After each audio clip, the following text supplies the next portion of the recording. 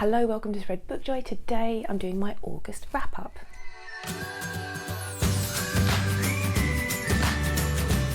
If you're new to the channel, I'm Jack. If you're not new, welcome back. And if you were here last month, you will know in July I finished the grand total of one book.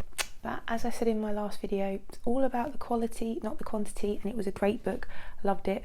Finished Northanger Abbey as part of my Jane Austen July plans, and then I carried on reading some of my Jane Austen July, so a bit of Jane Austen still going on in my August wrap up, which I'll talk about briefly. And then I'm still reading quite a lot of books. I decided to read a lot of books concurrently.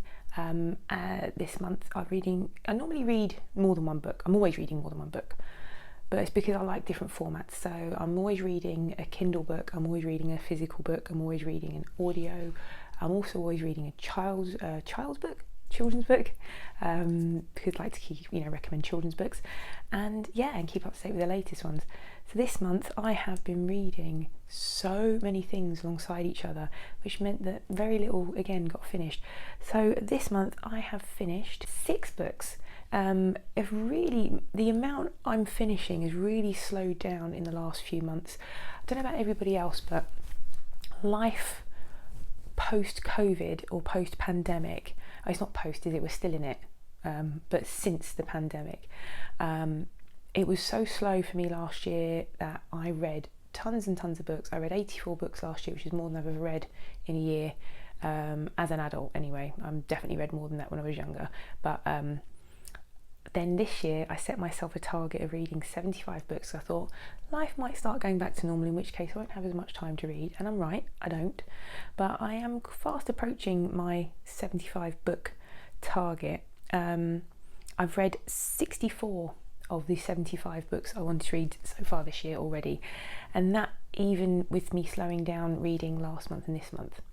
The reason life has just sped up, hasn't it? I don't know about anyone else out there, but I just have not had the time to read that I have had in the last 18 months. So life, family, friends, work.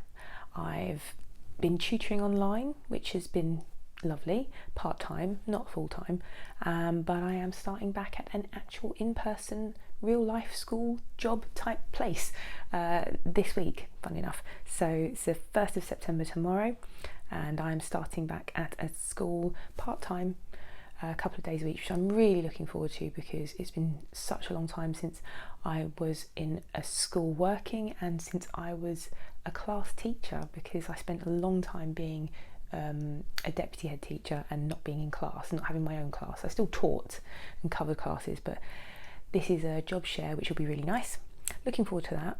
I'm also possibly going to be doing some other work, which I won't talk about yet, just in case it doesn't happen, but I'm very excited about. So yeah, life has suddenly got extremely busy. So my habits for reading have changed a little bit. I've been trying to make sure I get up early and read, because if I don't read in the morning, the day runs away with me. It also means that I've been really finding it tricky to keep up with people on BookTube, to keep up with my Instagram, keep up with watching my favourite booktubers. So I've been binge watching a little bit the last few days, which has been nice.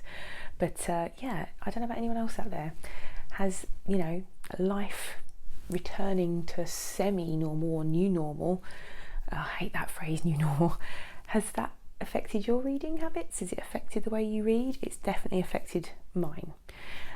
But it was a good month in August, so let's get on to it.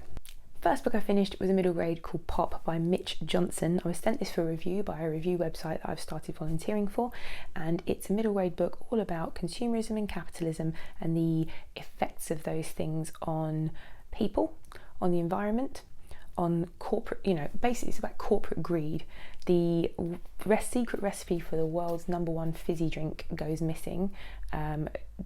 Basically it's entrusted to 2 people and they go missing. Then it washes up on a litter-strewn beach with a million other cans of this Mac tonic, empty cans or empty bottles of this Mac tonic, and inside there's a note, and on the note is the formula, and a girl finds it, and then she's in a race for her life because everyone is looking for her. So when the recipe goes missing, the world goes mad because they're all addicted to this caffeinated, sugary drink, and they call it the Great Thirst begins. And I found it was an interesting book.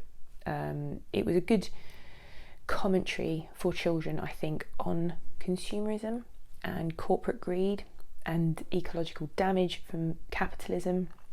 So I thought it was decent.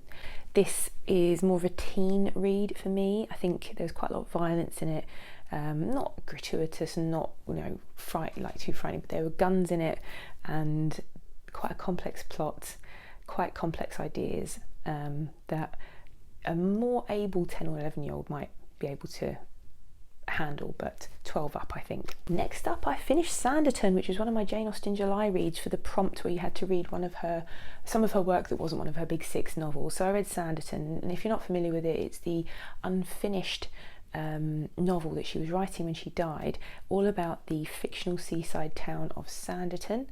And it's probably about, I think it's about 100 pages. I don't know how long it is, it's not that long.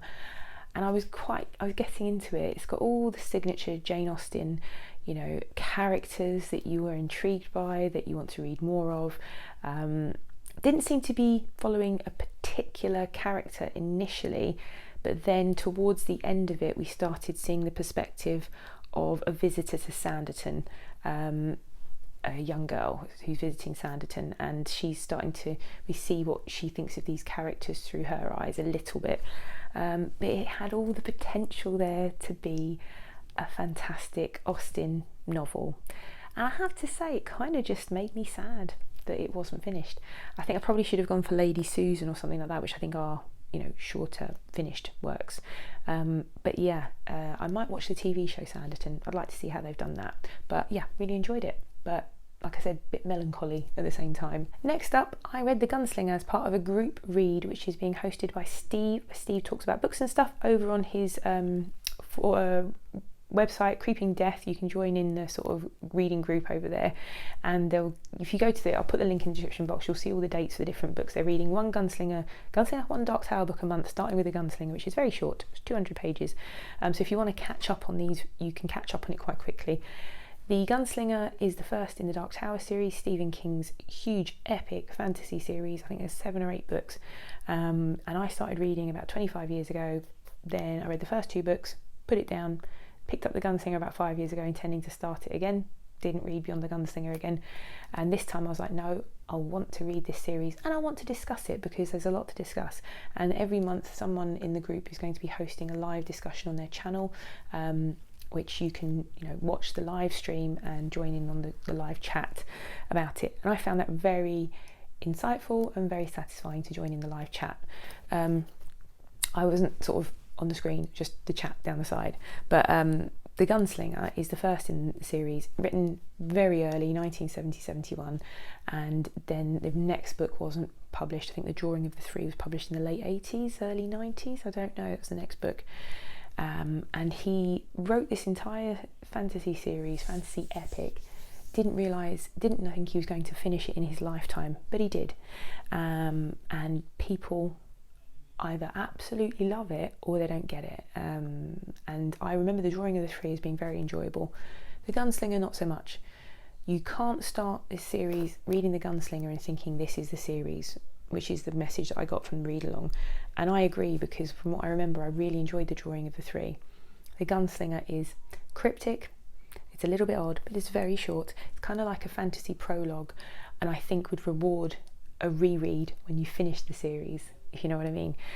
So just to give you a brief synopsis, we find the Gunslinger in a desert following the Man in Black, who is the antagonist. So the Gunslinger is following this Man in Black across a desert.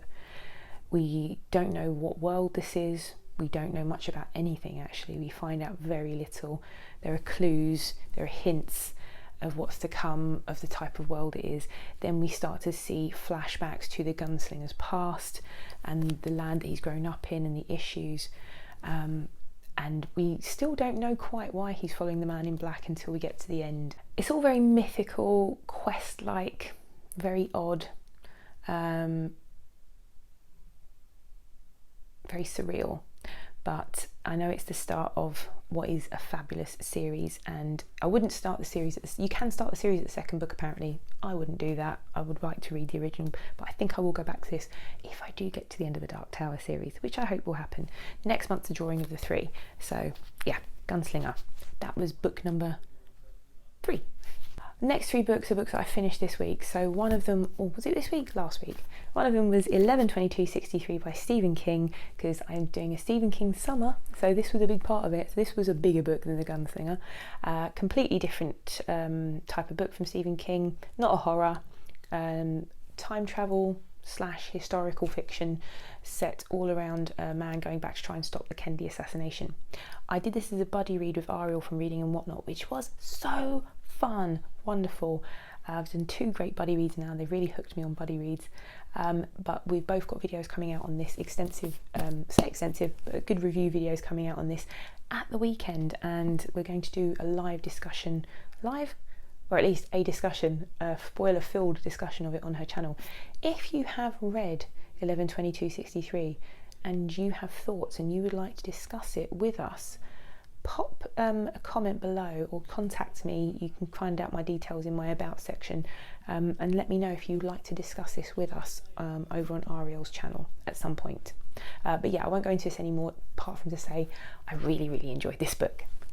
Another one of my Jane Austen July picks was Mansfield Park, and I've been reading this since the start of July, but I've been slowly reading it because I've been annotating, though towards the end not so much annotating, because I finished it this week and the last 5, 6, 7 chapters I just whizzed through it because I really wanted to find out what happened at the end. I kind of knew what was happening, but it didn't seem to be happening, and then yeah, so without giving too much away, but Mansfield Park is Jane Austen's book all about young Fanny Price, who goes to stay with her rich relatives at Mansfield Park. She's the poor relation and she's taken in by them. It's a really fascinating book, but I've got a very in-depth review of Mansfield Park coming up, plus it's a video where I explain my annotating process, because this is the first time I've annotated a book since school or university, and I did it for pleasure and I did it for fun, and I talk about how that impacted my reading, how I did it, what I used to do it, what my process was, and what I found useful, what I found not so useful. So that's all in the video that's coming up about Mansfield Park. And just to say, I did enjoy it. First time I tried to read it, I DNF'd it, but this time round I finished the whole book. Annotating helped me, I think, definitely to enjoy it more. Not my favourite Jane Austen, but not bad. I don't think Jane Austen can write a bad book really, but I did enjoy it far more the second time round than before. I've also got a ranking coming up, a ranking video for Jane Austen's books, which I'm going to do as part of my Are You Like Jane Austen tag as well. So I'm going to combine some Jane Austen videos for the next few weeks. Videos that probably should have happened in July, but life, as we've talked about, life accelerated at a great pace for me from July on. So, but I'm here at last, and yeah, watch out for my review video of this, plus review video plus annotation, exploration, I don't know, annotation, my annotation adventures. Last but not least, I finished my first, I can't call it my first Agatha Christie book, but as I was reminded this morning, I looked on Instagram and Julie from The Hungry Bookworm had posted what she said was her first Agatha Christie book, and I was like, yes, actually, technically this is not my first Agatha Christie. My first Agatha Christie I read when I was a teenager, but I don't remember the premise, don't remember the plot, don't remember actually reading it. I just remember the cover, and I remember starting to read it. I remember I finished it. I don't remember anything about it, so I don't count it. And that was Sparkling Cyanide.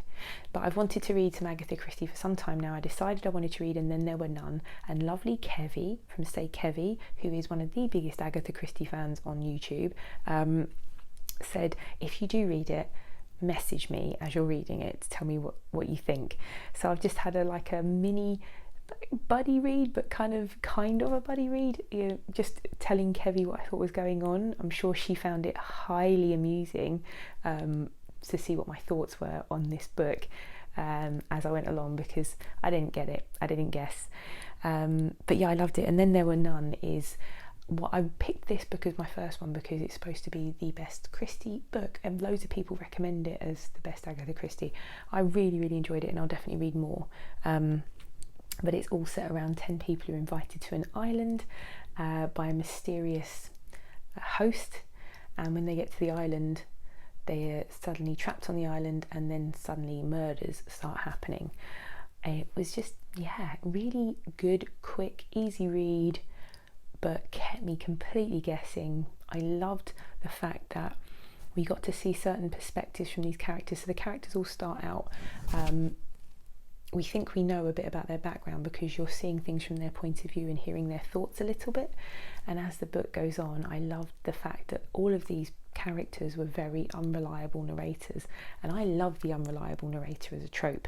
And I found that, you know, we think one thing about this character because of something they've told you, because you've seen their thoughts, and then later on you find out something horrific, and I'm like, oh my gosh, I loved that. I loved the little reveals. I loved the waiting to see who would go next. It was really excellent. I don't normally like not long convoluted, but like overly complex or convoluted crime or thrillers. And this could be said to be that, but there are no holes in this. You can see why people love this. No holes to pick in it. Everything that happened was satisfying. The results were satisfying. Who did it, why they did it. It was all sewn up really nicely. You can see why, you know, Agatha Christie was the queen of crime fiction. So, lovely Kevy in the month of September. That was the last book that I read in September. I just finished that this morning. Lovely Kevy is hosting one of her favourite, a read-along for one of her favourite crime fiction books by Mary Roberts Reinhardt. Let me see if I can get the cover up here. This is it. So the book is called, The Great Mistake, and if you've got Kindle Unlimited, it is on Kindle Unlimited. That's where I've got it from. Fine. So it's on Kindle Unlimited, Mary Roberts Reinhardt, The Great Mistake, and it's all being hosted over on Goodreads. But I'll put a link to the Goodreads, to Kevy's video where she announces the read-along, and Kevy says that Mary Roberts Reinhardt is the American Agatha Christie and is not as nearly as well known, and it's a travesty. And I think this is Kevy's favourite crime book. Correct me if I'm wrong, Kevy. I think you said it was your favourite crime book. So we're going to be doing a read along of that in September.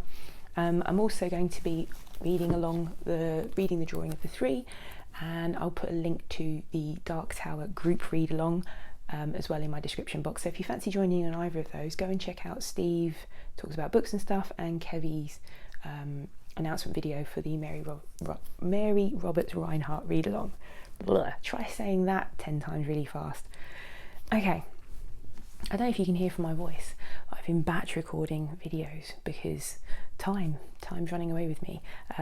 And I'm looking forward to September. I don't normally announce TBRs, but like I said, I'm going to be reading The Great Mistake and I'm going to be reading The Dark Tower. And then we've got lots of lovely things happening in September. There's also Tudor-tember over on Julie's channel, The Hungry Bookworm, which I'm going to go and check out her video now today about. So I might have another few reading plans, but hopefully September will be just as lovely and joyful in reading terms for me as August has been, despite how busy it's going to be. So what are you reading in? What did you read in August? What was your favourite book? Did you read a lot? Did you not? Did you enjoy what you read? And what are you reading in September? Let me know in the comments below. And hopefully, if you've enjoyed this, you might consider liking, subscribing to my channel for more of this rambling nonsense. And hopefully I will see you again here soon. Bye!